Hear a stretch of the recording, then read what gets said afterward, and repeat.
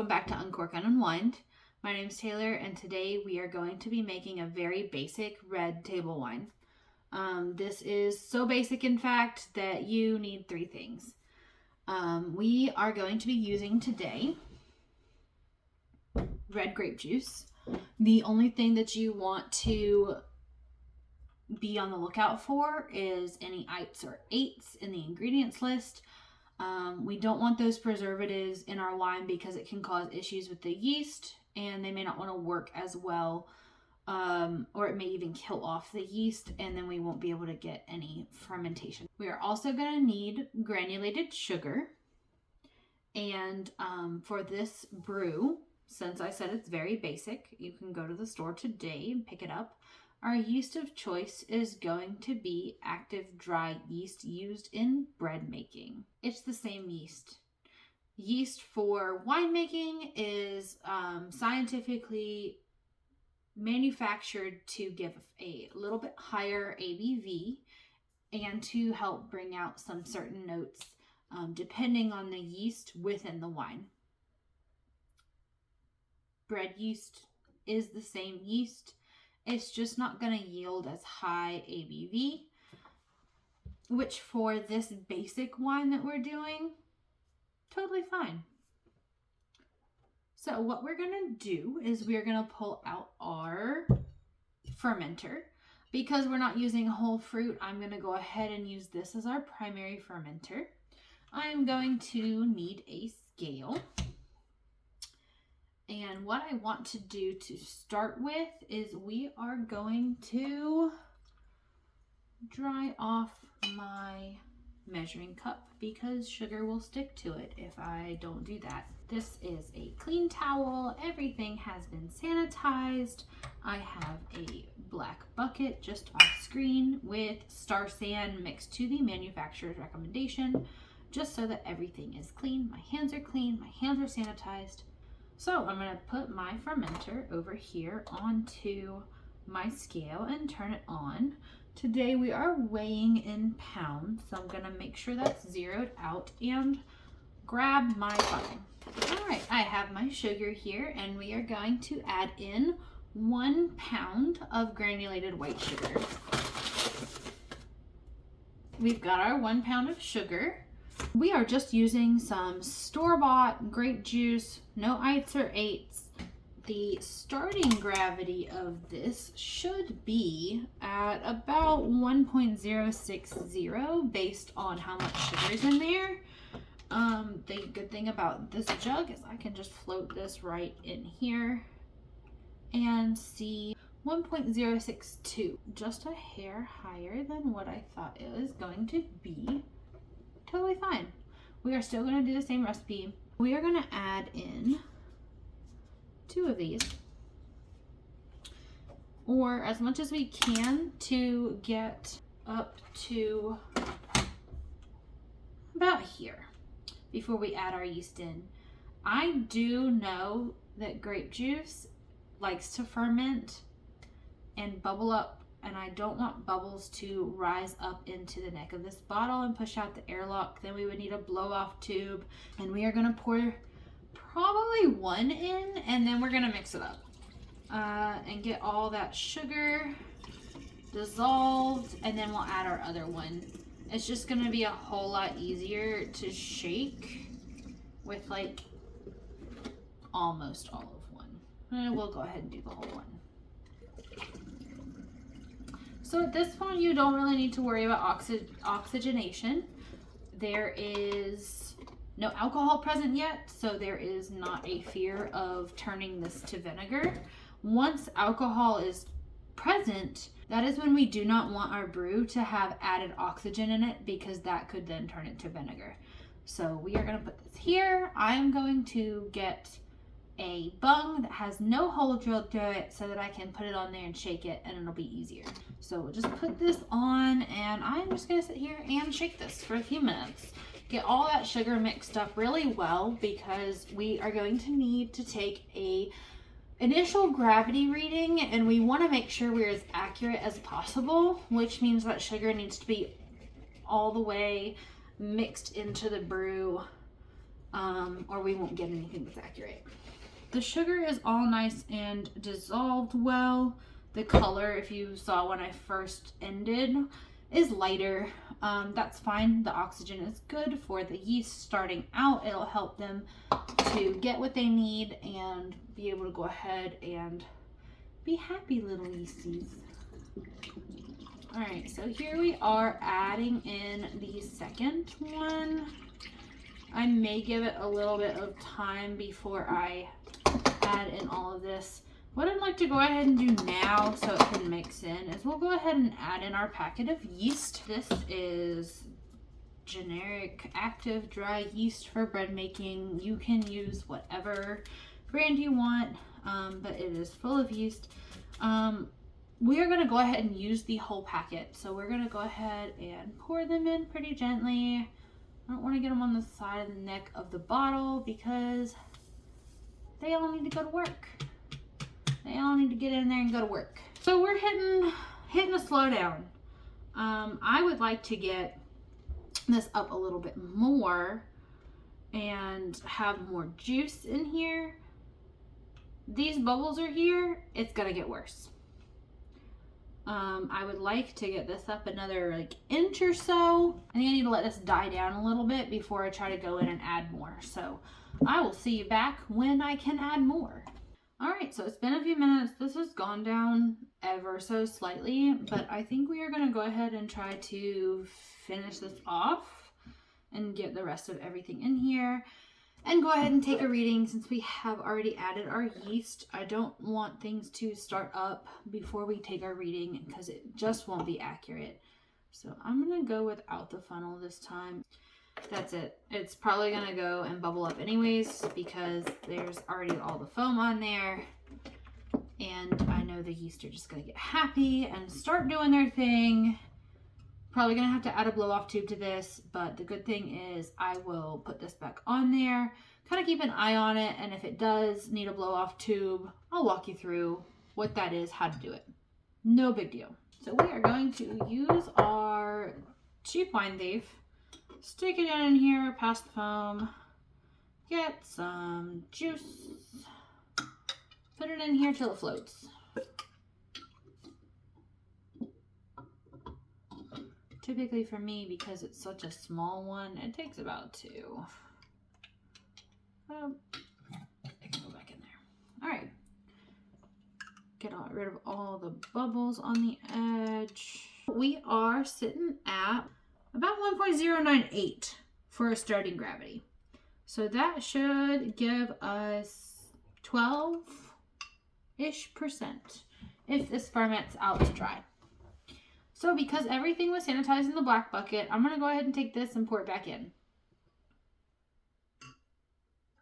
So what we're going to do, I've got the bung, got the airlock on it. We're going to put it aside, let it sit for about a week, kind of wait till the bubbles up the side and the bubbles in the airlock slow down and kind of come to a halt. Hopefully this will be ready. At that point in about a week, we will take another gravity reading, see where we stand.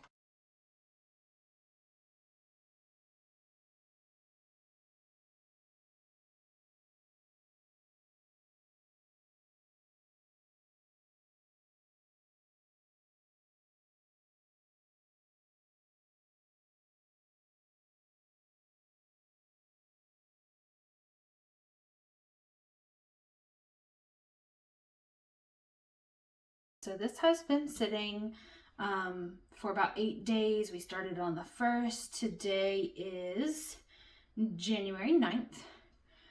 And as you just saw a snip of, we had to put a blow-off tube in this bad boy because it bubbled up bad and foam was coming out everywhere.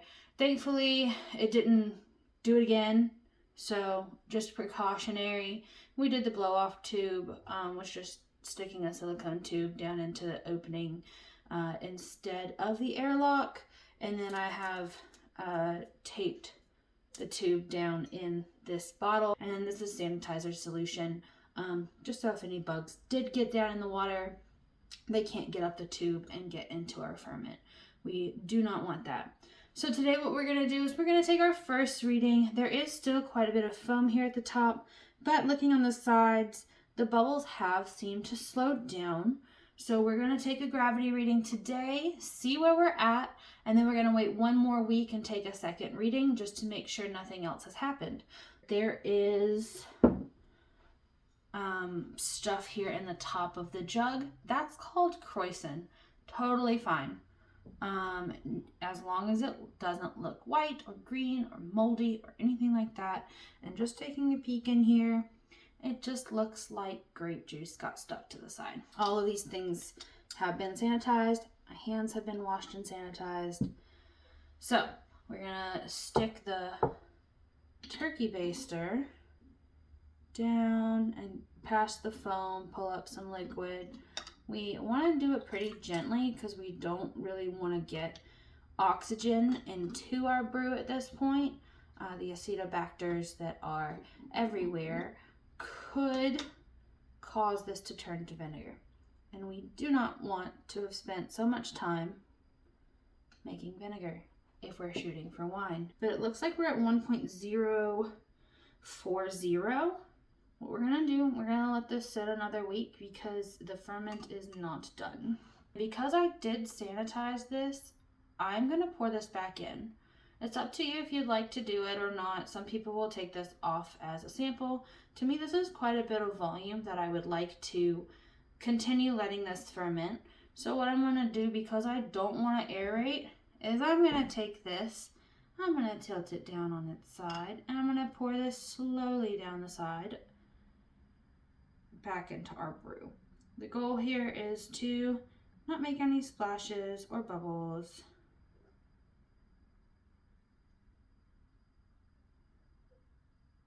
All right, there we go. What I have here now is the 3-piece airlock. So it's just as basic as it sounds. It's got 1, 2, and then the third piece is this little like upside down cup. So we're gonna put this back on, and we are going to set this back on the shelf and we will check it in a week. All right, I think this one is done. I have stopped seeing airlock activity. There's no more bubbles rising up the side. There's not a layer of bubbles on the top. So I think we are going to take a reading. This was started on January 1st, 2025. It is February 2nd. So this has been in here for just at a month. We're gonna get some out, see where this is sitting. Oh, that's actually a lot more clear than it looks. Okay. So we're sitting at 1.010 even. I think this is definitely done. I'm not going to pour this back in there, even though it is sanitized. I think we're moving to bottling on this today. So I'm gonna see if we need to back sweeten this any, to determine if we're gonna go straight from here into bottles or if we're gonna go into our pitcher, back sweeten, and then go to bottles. So I've got a tasting glass here. So I'm going to pour off a little bit of this. We'll save that for later. Alright, so if you remember, this was grape juice. I don't know if I said the name brand before, but Concord grape juice. It's decently clear. I have a light right here. I'll set it right on top of that light. It's still got a little sparkle to it. Pretty clear. I mean, not 100%, not totally clear. But also this had no clearing agents. It had only a month. It didn't have anything but sugar, grape juice, and bread yeast. I think the flocculation, or how the yeast collect together and fall out of suspension, would have been a little bit better if it would have been the winemaker's yeast. But if you're somebody who really doesn't care about clarity, this didn't go dry. This went, I think this would technically be a sweet table wine. I'm a little impressed with how that turned out. So let's give it a little smell first.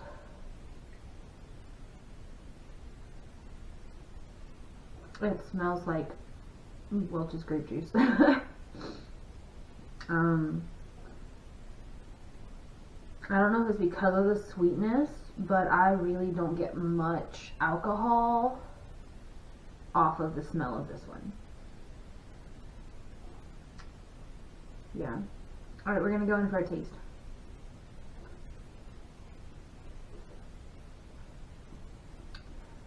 Short sip first, and then long sip.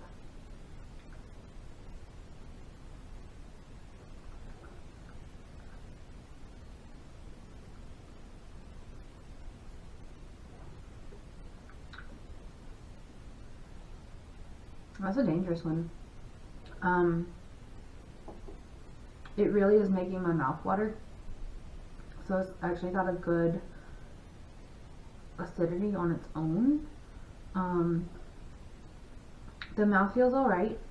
It's not like you can't really taste any oakiness or stuff that you would get from adding powdered wine tannin or adding tea or anything like that, but we didn't add that in this one. I think it could definitely be improved upon. For my taste, it's a little sweeter than a wine that I would normally drink, but it would be something that would be alright to have with dinner or something. Definitely something that is worth making, especially if you don't have access to winemaker's yeast. Very, very cheap to make. A whole gallon of this, even. You're looking at like $6 of ingredients, and we're gonna wind up getting a little, right about 4 bottles. Alright, so I've got my calculator here. To calculate ABV, you need 2 measurements. A specific gravity reading at the start of fermentation, specific gravity at the end of fermentation. So our start for this one was 1.098, minus our final gravity, which was 1.010. Then we're going to multiply that by 131.2. That gives us an 11.55% alcohol out of this. I am impressed. I did not think that we would be able to get anything more than like 8 to maybe 10% from bread maker's yeast, but to get a wine that's sitting at 11.5%, I think that's pretty impressive. I think if I did this again, I would maybe add a little bit less sugar. I like it a little bit drier of a table wine. I thought this was going to come out pretty sweet as it is. It is sweet, but I make a different version of a Concord grape wine that is with some additions. It's really good. I'm gonna make a video on that soon. We are definitely gonna bottle it. So let me get set up for that, and let's go ahead and put this into some bottles. So with that, we had very little waste here in the fermentation vessel. We got 4 bottles of wine, and I did get a little extra sample. So this one's going to go away for a year. We'll taste that one together in a year. These 3 are going to go to the closet of drink them when you want them. And yeah, so that was our simple table wine made with Concord grape juice and bread maker's yeast and sugar. And that's all you really need to be able to make a pretty decent 11.5% table wine. Join me back next time for a new recipe. And thank you so much for watching. Please remember to like and subscribe and hit the bell notification so that you can join me on our next fermentation. Until next time, happy sipping.